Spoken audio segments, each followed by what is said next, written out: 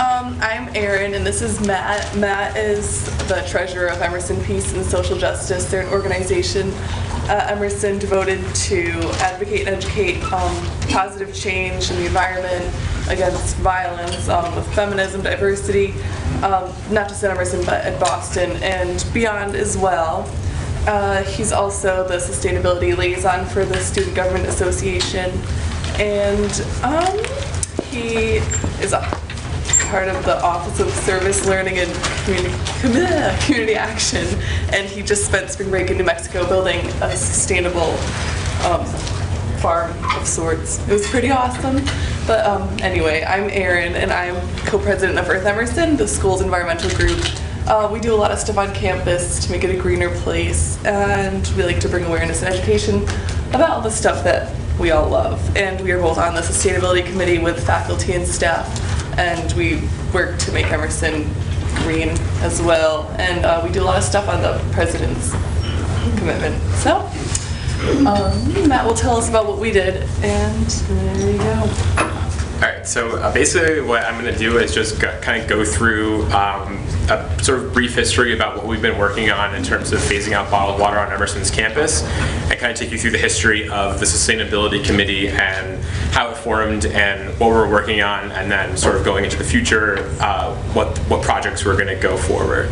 So, like Erin said, in 2007, Emerson College was one of the first signatories for the President's Climate Commitment, and our former President, Jackie Lieber, signed that document, and as part of that commitment, we formed what we call the President's Committee on Sustainability, and it's made up of students like Erin and myself, and faculty members, and different administrative people. We have people in facilities, business services, so it's trying to get people from a pretty wide sections of the college so that we can all sort of come together in this one group, and we meet just about once every month, and we sort of just talk about different ways that we can make the school more of a sustainable place. And it was formed to reduce our carbon footprint, but this year we've taken on more tasks, but our main sort of like tangible goal is the phasing out of bottled water. And so let's see. So this is our website. This is what is on Emerson College website right now, emerson.edu/sustainability, and this is sort of like a brief sort of summary of the things that the committee's been working on, and this bottom one is the one that we're obviously most proud of. It's the one that we just recently happened, and that's what we're going to be talking about today. But this is some of the different things that we've been working on. The top two ones, the Colonial Building and Piano Row, are Emerson's two newest dorm buildings, and those are both LEED certified, and that's something that the committee has worked on. A lot of our research has been going into seeing what sort of buildings we can make greener, and those are two new buildings that obviously we had the ability to, when we started building them, to make sure that they are sustainable. So, all right, so getting into the history of how this sort of bottled water interest at Emerson started. In 2007, so I'm a senior at Emerson, and this was before I got here. Our Student Government Association passed a resolution saying that student government funding can't be used to purchase bottled water, and that's the underlying part right up here. So when you have an event on campus, if you run a student group, since 2007, you cannot buy bottled water. You have to buy, it comes in either carafes or pitchers or something. So when you're a student and you're purchasing water for an event, it's not going to come in bottled water. It's only going to come, it's only going to be tap water. So that was 2007. So you're getting support from our student government. Like, this is something that students wanted, and it passed. So after that, so that was in the spring of 2007. So going into 2008 now,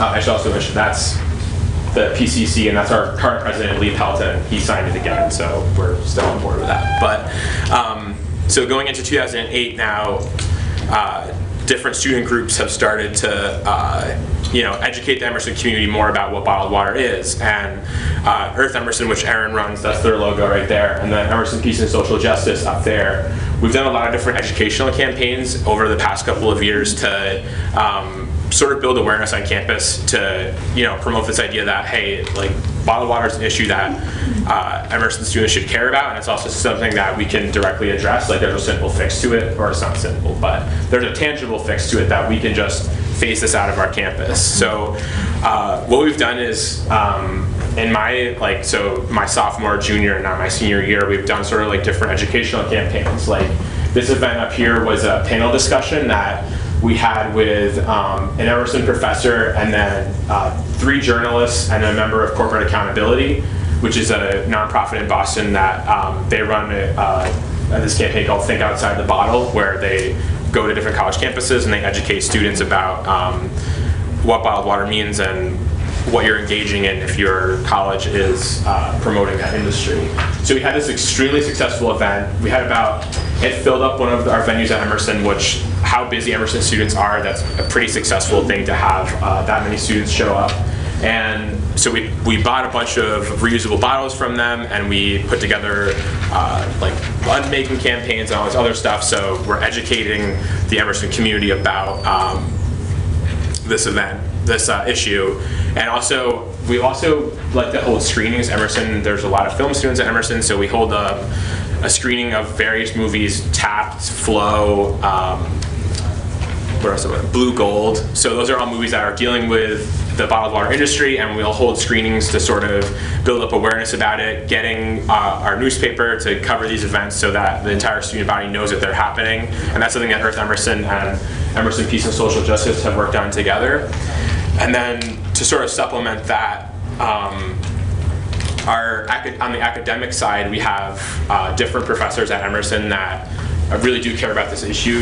This is a class called Science and Politics of Water that is taught by a professor who's on the sustainability committee.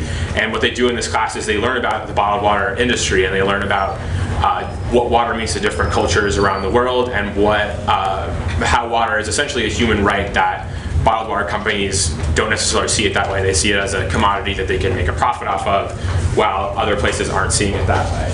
And that class this semester is being offered. It's called the Damned Shawsheen, which is taught by actually this third guy from the left is teaching. His name's Nejm Rahim. He's an awesome professor at Emerson. He teaches economics. So we have a scientist and an economist teaching this class about water issues this semester, which I think is really cool. I wish I could have taken it, but I cannot. So that's sort of like the educational component about how we've raised awareness on Emerson's campus about this issue.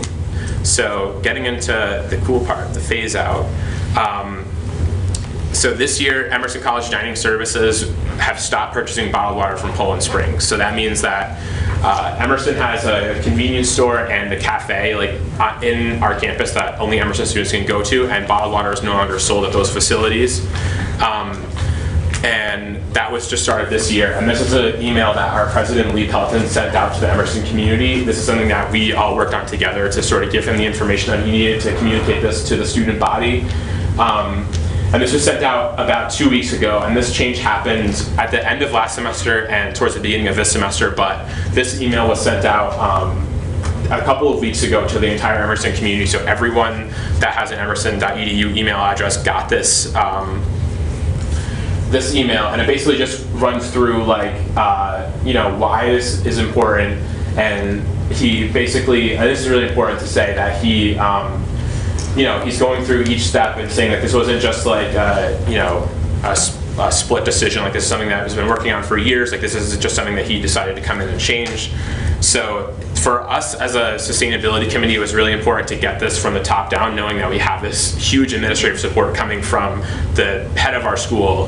And just from meeting with President Pelton and talking to him about this, he really does care about this, and it's something that it's really encouraging to hear that we have this support from the top down. So he sent out this email, and that sort of made it official, which was really cool to hear from him.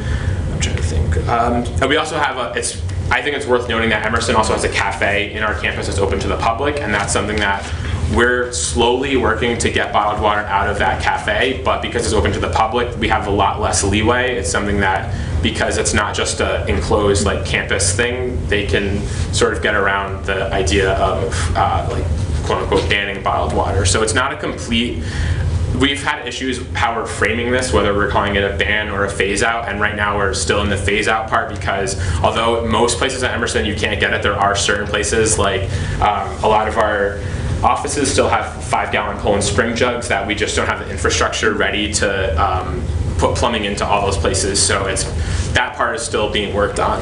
But we do have these awesome things that are called hydration stations that they can just, like, this is installed right over a water fountain in one of our dorm buildings, and you just stick your reusable bottle up to it and it just fills it up with water. And it also tells you how many bottles we've saved as a school, and I checked yesterday, and this was installed last week or a couple weeks ago, and we're up to 225 bottles from yesterday. So I think that's pretty cool. 2 weeks. Yeah, and we're looking towards, so we only have one of these installed right now, and we're looking to install more where our classrooms are, so getting people, so after that email was sent out, we've received all of the feedback from the Emerson community about what this means to students, and a lot of students have said, like, well, if you're going to take away our water bottles, then we need to have some sort of infrastructure put into place so that we can get water. So this is kind of what we're doing, and we're sort of right now in the process of looking to see where the best places to install these are. And it's a pretty simple installation. They just go right, like, it took like a day to install, and it just goes right above where these water fountains were already there, and it just goes in right above them, and you can grab your water right from them.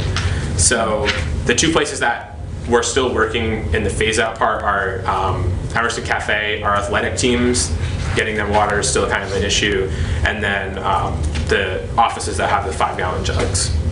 So we've received a lot of positive feedback from this, from these awesome news sources that I think Erin's going to speak a little bit about. Yeah, well, the whole phase out process has been, on the whole, really well received. We got a lot of media coverage.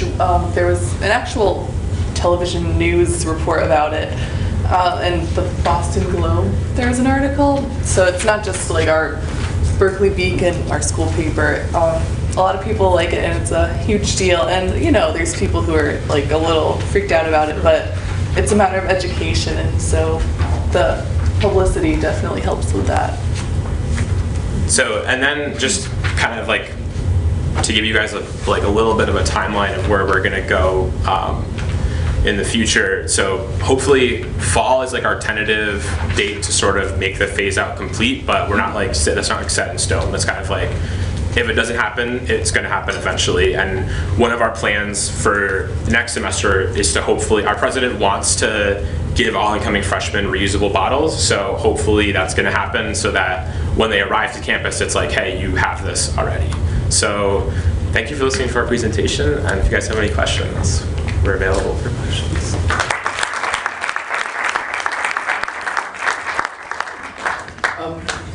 Do we want to do just a couple of minutes for questions? On the hydration stations, do they go through a chiller, or is it just regular temperature of the water? Yeah, they're cool. So that exact unit that you might already have in place, the one you saw, it just feeds off of that and it's being cooled right there. And that's a great question because even with other kinds of filling stations, because we have switched over many of the 5-gallon jugs to hard plumb systems, but that's what the faculty and a lot of people are looking for, the hot and the cold. So, when they hear about taking away like a water bubbler, what they're really saying is, I want my hot and my cold,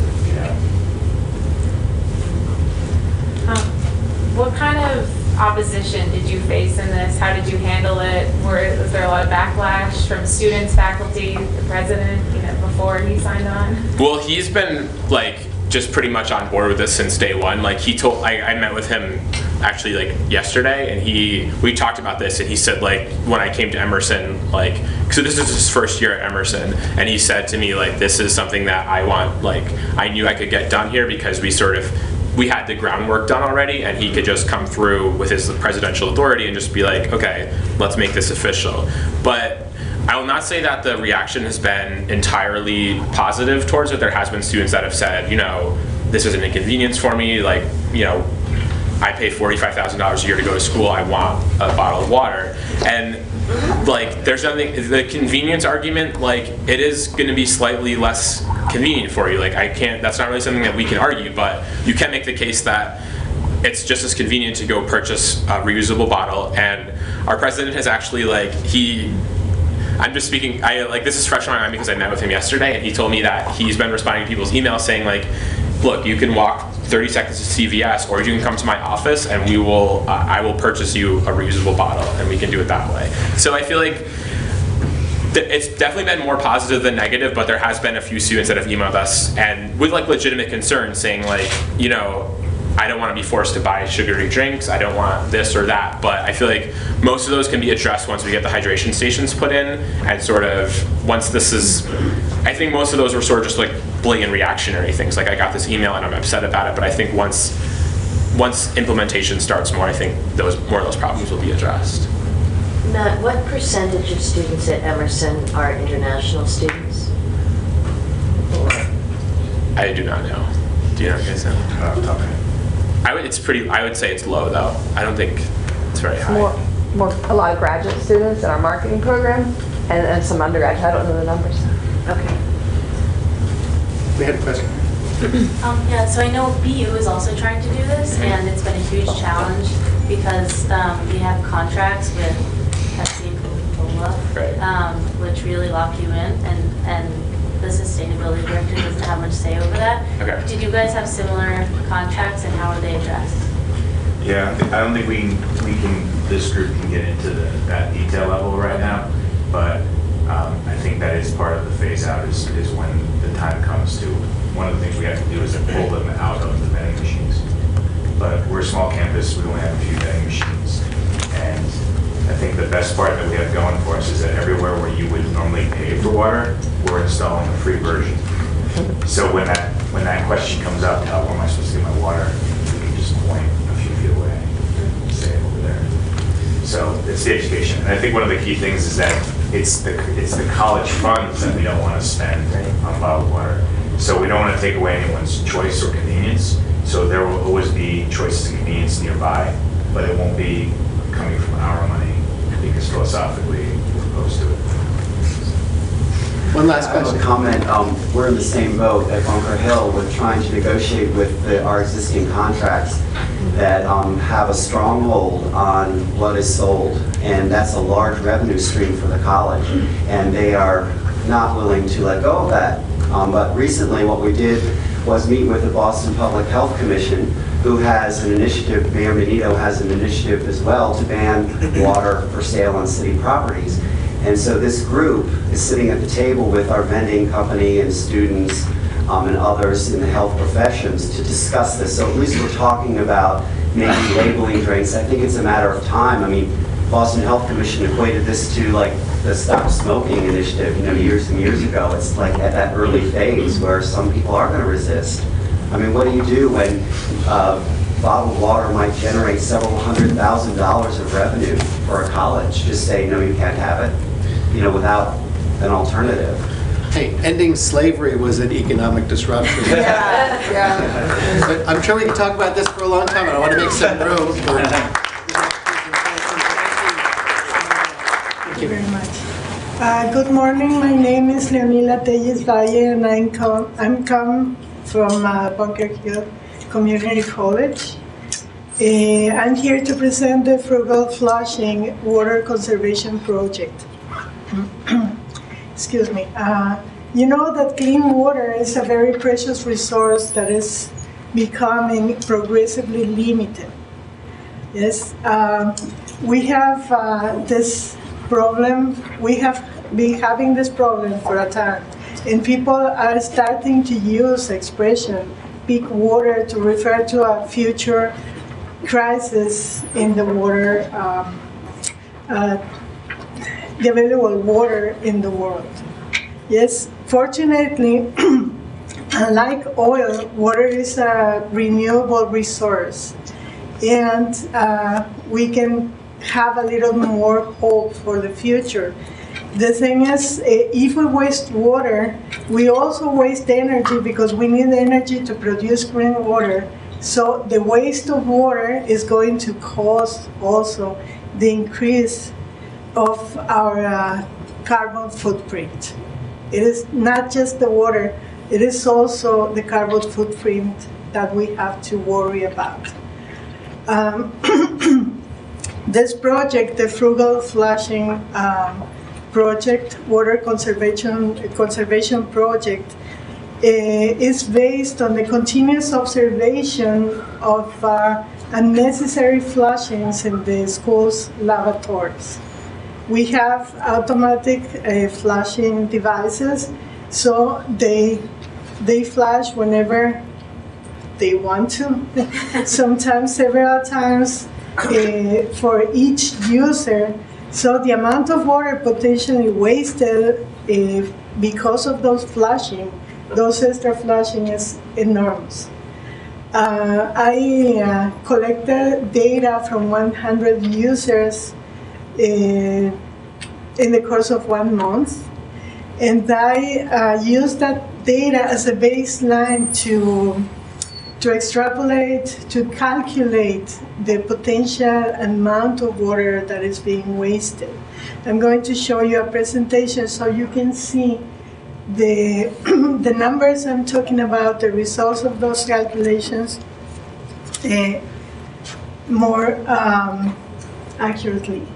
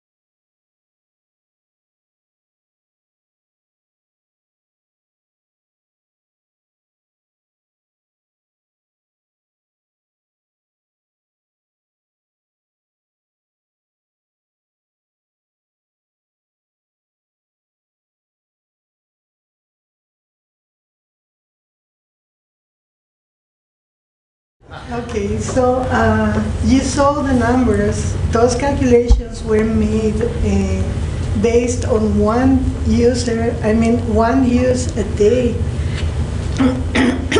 per user, and I was only using 1,000 of the 13,000 students in the school. Yes, I calculated 5 days a week, 22 days a month, and I reduced everything to the minimum so it wouldn't look exaggerated or too appalling. But the thing is, I couldn't reduce enough to make it not exaggerated or not appalling. It is a lot of water that is being wasted. Everything is just going down the tubes, down the pipes, the same way they came without using it really.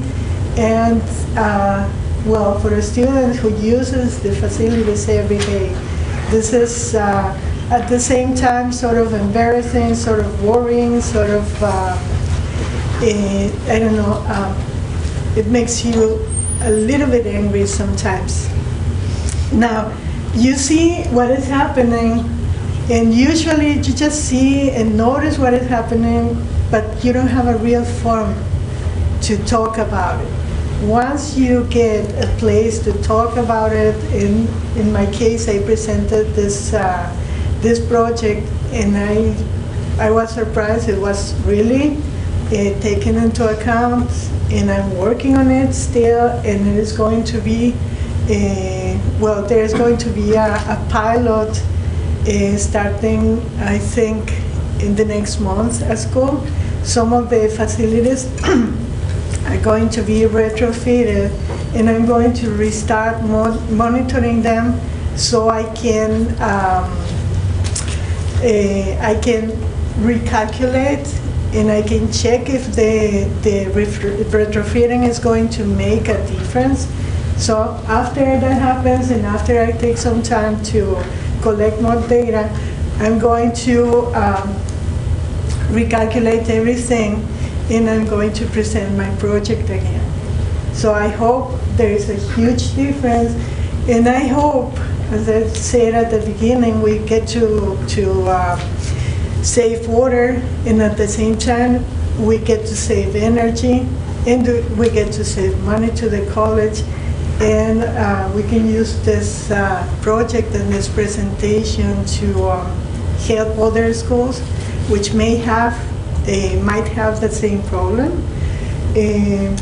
Well, save money, correct their problems, and continue expanding the offers I see, and they are all working on. They are, you all doing. Okay, thank you very much for your time.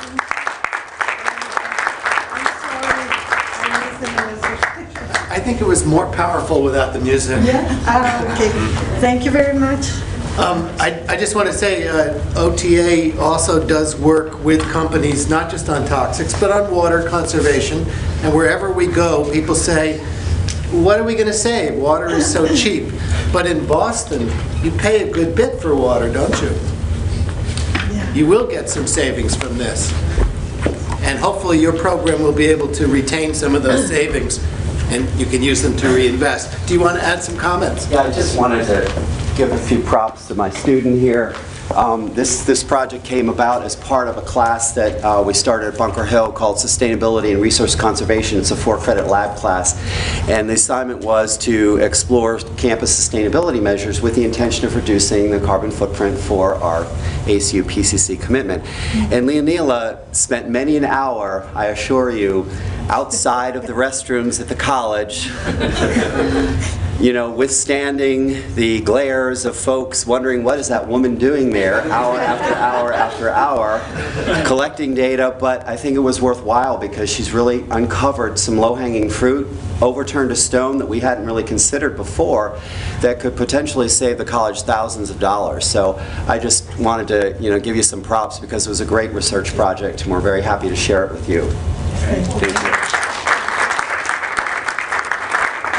So again, my name is Sarah Hebert. I'm a senior at UMass Amherst, and I'm the Student Sustainability Manager. So my job is primarily supervising an internship program for students that work in all areas of sustainability. I've been involved for a few years now, and I'm going to talk to you guys today about updating our climate action plan. So first I want to start off by telling you a little bit about our organization and our long-standing commitment to sustainability. So from 2000 to 2006, it's always been a student-run initiative. It's the students pressured administration to really value sustainability, and in 2007, our president signed the ACU PCC. In 2008, our first EcoRep program was launched, and it was a really student-run group with peer-to-peer education, and I'll talk a little bit more about that later. Then in 2009, our sustainability coordinator was hired and an EcoRep program manager started. In 2010, we completed our climate action plan, and when our president had signed the ACU PCC, EPAC was created, and that's our university's Environmental Performance Advisory Committee. So when our climate action plan was created, it took about a year since our sustainability coordinator had started, and it was a pretty comprehensive document, which I'll show you in the next slide. In 2010, as a result of the climate action plan to further our goals, an internship program was created, and about 20 interns had started. And this past year, we were ready to start as Gold University, and our first ever sustainability manager was hired. So, like I said, our climate action plan was written in 2010, and it was a pretty comprehensive document. It covered all areas of sustainability. And what I'm going to talk to you guys about is how we got every entity in campus basically involved in this process. Our Environmental Performance Advisory Committee, utilizing students and enriching their experience. Some of the accomplishments we've obtained in the 2 years since our climate action plan was originally written, and where we're headed with this update. So this is a hierarchical chart of basically what our initiative looks like now, just to give you guys an idea. It starts all the way with our chancellor and works our way down to all the interns, and as you can see, our EPAC subcommittees coincide with what our intern positions are. And first, I'm going to talk about our EPAC subcommittees and their task in updating the climate action plan. So our EPAC subcommittees, as you can see, mimic the areas of the climate action plan, keeping a nice concrete cohesive goal so everything matches up. And all the EPAC subcommittees were tasked to fill out the same form by our sustainability manager so that we could update the climate action plan properly. So here are some of the questions that are on the form. So setting long-term goals, setting short-term goals, and making sure we prioritize so we have like our top 3 goals in mind. What are some big ideas that the subcommittees are going to strive for in the future? What are some major challenges and obstacles that they've had in the past, and what they foresee in the future accomplishing these?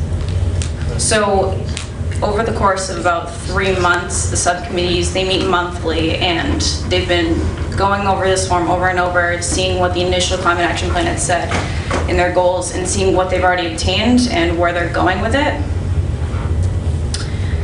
The second thing is our interns, and as the student sustainability manager, like I said, I supervise all of these interns, and they serve on each of the EPAC subcommittees that coincide with their area. For instance, the transportation interns serve on the transportation subcommittee. So I don't know if you can really read that, but the internship program, the groups also coincide with the areas in the climate action plan and the EPAC subcommittees. So again, creating that structure that's very clear reporting-wise. So the way we got students involved through the internship program is we had them read their section of the climate action plan initially, so they were up to date on what our campus has already done, because these are just students and not all of them were even aware that we had a climate action plan. So going through it, seeing what we've done and where they as students want to see the university going. So we definitely got there and put on that, and the Blue Sky Initiative was mentioned earlier, and their input was heard a lot more in that way as well, which I'll talk a little bit more about. But again, seeing what student priorities was key, because otherwise it would just be faculty and staff, which is very important, but seeing where the students want to go was actually very enlightening. A lot of great ideas came out of it. And actually a lot of the interns themselves filled out that standardized form in the EPAC subcommittees. So they got to go through that whole process, seeing about how university documents are created. And lastly, our EcoRep program. And our EcoRep program is actually where I started off. It's a peer-to-peer education program, and it really provided me with a good base knowledge. So after that, I was the waste and recycling intern, and now I am where I am now. And from what it kind of looks like on this chart, because it's hierarchical, EcoRep program is kind of the bottom of the totem pole, but I'll show you after this that it's really not the case, and the EcoRep program is kind of the foundation of where we start off with everything. So as you can see, EcoReps are really in the center, and it goes out to all of our interns, and the EcoReps can go through to become an intern or an area EcoRep, which is facilitating the classes, because again, the EcoRep program is completely student run and student taught. And then it goes out to our EcoRep program managers, my position, and out to the sustainability managers. So again, They played a key role pretty indirectly in updating our climate action plan because they work in all the residence halls and they go and they talk to students about behavioral changes they can make and why it's important and kind of the process that we're going through so that our goals are campus-wide. So again, there's about 40 e-reps on campus. There's 4 area e-reps and 1 program manager. They're all undergraduate students and they're all working towards the same goals. Peer-to-peer education, interactive events every month where they talk to other students on campus about their monthly focuses. And behavioral changes is a huge part of it. They're required to make behavioral changes and obviously encouraged to continue after the program. So I'm going to go over some of the accomplishments that we've obtained since our climate action plan in 2010. Firstly is our STARS Gold rating. We got that last year and we were 1 out of 22 colleges and universities to be rated gold in the country. We're actually ranked 8th, and that was a huge accomplishment for our school. Actually, one of the student interns at the time completed most of the forms, so that was a huge accomplishment. Also, we were the first permaculture garden on a public campus in the country. And you can see up in the top right, that was the original design that was gone through a design charrette, and students actually designed that. And it looks pretty close to how the garden actually turned out. Some of you may have heard that our permaculture committee recently won the Campus Champions for Change, and they went to the White House, and it was one out of about 120 universities that had signed up, and they made the top 15 and they were voted in.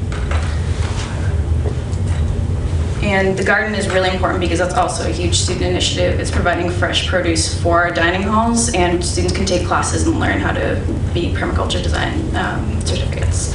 So, also a huge accomplishment, we just got our Master's of Science in Sustainability Science. And what's important about this, it's actually an accelerated program, and you can go in 4 different areas. Sustainable agriculture and food, and that's everything from integrated pest management to nutrition. Environmental quality, which is disease biology and air quality. Water sustainability, which is wetlands, watershed management, and climate change. And urban sustainability, which is LEED ratings and other urban ecology. There were 2 major PV solar projects that happened on our campus, and this is showing, this is actually a research project that took place on our research farm where our student organic farm actually takes place. And the idea was to mount solar panels so that cattle were still able to graze underneath, so it was kind of a win-win. And after that project, they're making a much larger one on our Hadley farm the campus owns. And then our second project was PV over our visitor center. Our campus recently just got new campus fleets, and they're all hybrids. I don't know if any of you have seen them. They kind of look like alien spaceships, but they're really cool. One of the major things that was also a student initiative was our bike share program, which is a free program run out of our student government office, and we got 30 bikes as a class gift, and students, again, can use it for free. They just need to use their campus university card. And it's a really easy way to promote sustainability on campus because people don't even tend to think of it as a sustainability initiative, but it's really promoting bike commuting, and it's been really successful so far. Our green building guidelines were purchased over time where our climate action plan was published in 2010. And this is a picture of our new police station, which is LEED Gold, and we have some other buildings in the process of being LEED certified as well. Our marching band building, College of Natural Sciences greenhouses, and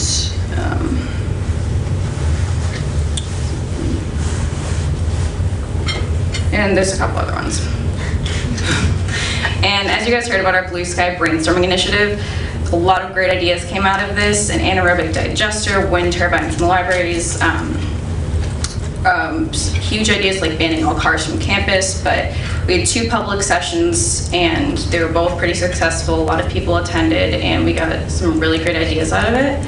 One of the really cool ones is bike energy at our recreation centers. So when people use the bikes or ellipticals, it would actually be generating energy. So, and like was mentioned before, DeroZap is what we were talking about with the bikes that have solar sensors on them, so when they go through campus, people will know that they're commuting and they can get incentives that way.